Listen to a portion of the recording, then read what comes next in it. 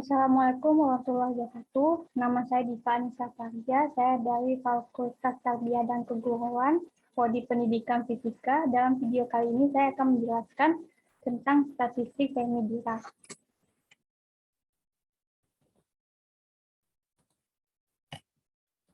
Nah, yang pertama ada sejarah dari Fermi Dirac. Statistik Fermi Dirac pertama kali diterbitkan pada tahun 1926 oleh Enrico Fermi dan Paul Dirac. Statistik Fermi Dirac diterapkan pada tahun 1926 oleh Fowler untuk menggambarkan runtuhnya sebuah bintang kerdil putih. Pada tahun 1927, Sommerfeld diterapkan untuk elektron dalam logam, dan pada tahun 1928, Fowler dan Nordbein diterapkan ke lapangan untuk emisi elektron dari logam. Kemudian ada pengertian dari statistik Fermi Dirac. Statistik Fermi Dirac adalah statistik yang membahas tentang fungsi gelombang dari fermion yang antisimetris di bawah pengaruh pertukaran fermion.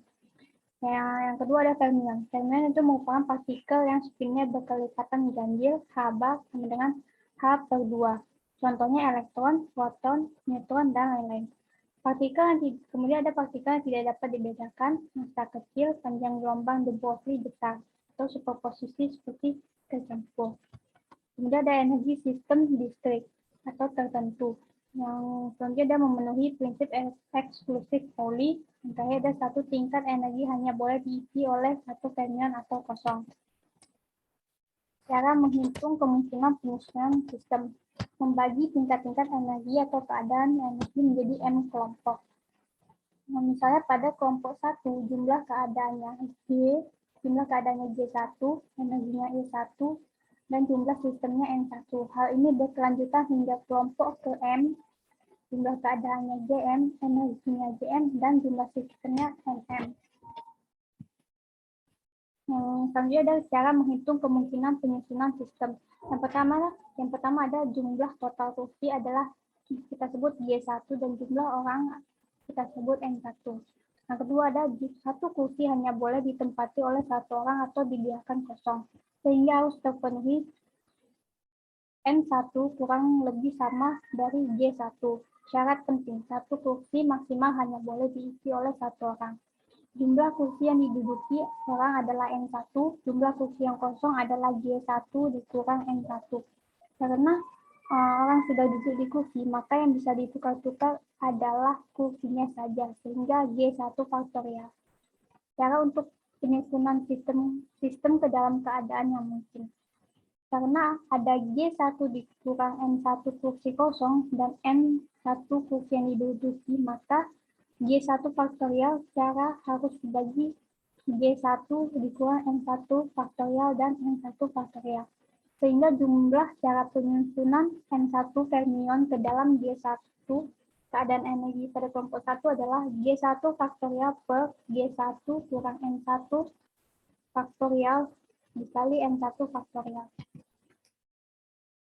Hal ini berlaku juga untuk kelompok 2, 3, dan seterusnya, sehingga jumlah total cara penyusunan sistem ke dalam keadaan energi ensemble boson adalah W adalah perkalian dari S sama dengan 1 sampai M GS faktorial GS min NS dikali NS faktorial.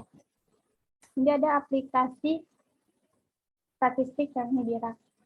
Penerapan aplikasi statistik Fermi Dirac pada elektron. Syarat-syaratnya yaitu ada medan listrik pada logam tiba di ion-ion positif yang bervariasi secara luas dari titik ke titik. Elektron itu dapat berpindah secara bebas mengelilingi logam.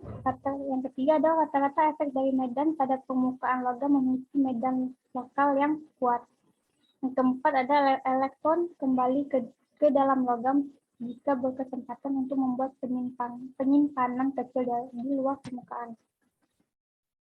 Kemudian ada degenerasi tingkatan energi yang sama sebagai partikel bebas dalam kotak tanpa terkecuali memiliki dua set elektron dalam logam identik kecuali arah putarannya berkebalikan. Pengeluaran prinsip Pauli menyatakan bahwa dapat dapat lebih dari partikel tiap tingkat. Sekarang mengizinkan 2 elektron setiap tingkat dibagi oleh arah putaran yang sebaliknya.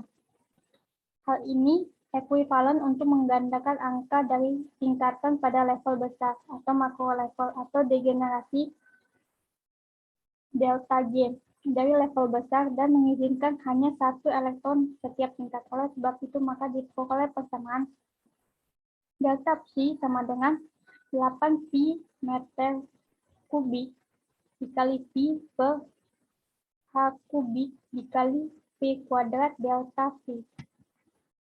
Jumlah rata-rata delta N dari elektron pada makro level adalah delta N sama dengan delta psi epsilon per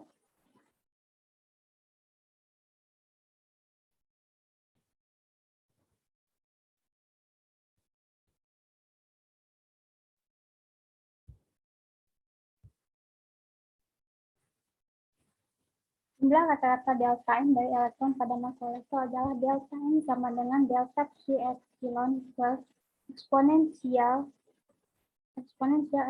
epsilon min mu per kt ditambah 1. Itu sama dengan A epsilon pangkat setengah per eksponensial epsilon min mu per kt ditambah 1 dikali delta epsilon. Kemudian potensial kimia mu dapat dievaluasi dari persyaratan bahwa sigma delta N sama dengan N, di mana N adalah bilangan total elektron menggantikan jumlah dengan integral. Maka diperoleh N sama dengan A limit 0 sampai tak hingga epsilon pangkat setengah per eksponensial epsilon min mu per kt ditambah 1 kali d epsilon. Integral tidak sama dievaluasi dalam bentuk tertutup dan hasil dalam ditunjukkan hanya sebagai sebuah deret tak hingga. Hasil itu pertama diperoleh oleh Sommerfeld, yaitu mu sama dengan epsilon f 1 dikurang pi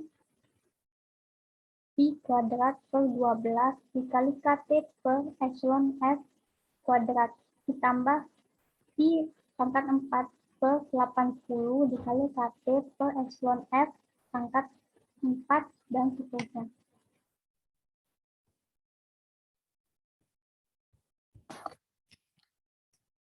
Kemudian ada energi Fermi. Epsilon F adalah sebagai fungsi dari bilangan elektron per unit volume N per V yang menunjukkan mu sebagai fungsi T dan N per V ketika T sama dengan 0, mu 0 sama dengan epsilon F. Fungsi distribusi pada T sama dengan 0 yakni delta N 0 sama dengan delta psi epsilon per eksponensial E min mu per kt ditambah 1. Pada semua tingkat di mana epsilon kurang dari epsilon F, perbedaan epsilon dikurang epsilon F adalah bernilai negatif. Dan pada T0 sehingga E min epsilon F per kt sama dengan min tak hingga. Kemudian bilangan rata-rata elektron pada makro level sama dengan bilangan keadaan pada tingkat itu. Dan semua tingkat dengan energi kurang dari E epsilon F sepenuhnya memenuhi kuota mereka 1 elektron pada masing-masing keadaan. Delta N0 sama dengan delta psi epsilon sama dengan A epsilon pangkat setengah delta epsilon. Sekian video dari saya. Apabila ada kesalahan saya mohon maaf. Terima kasih. Assalamualaikum warahmatullahi wabarakatuh.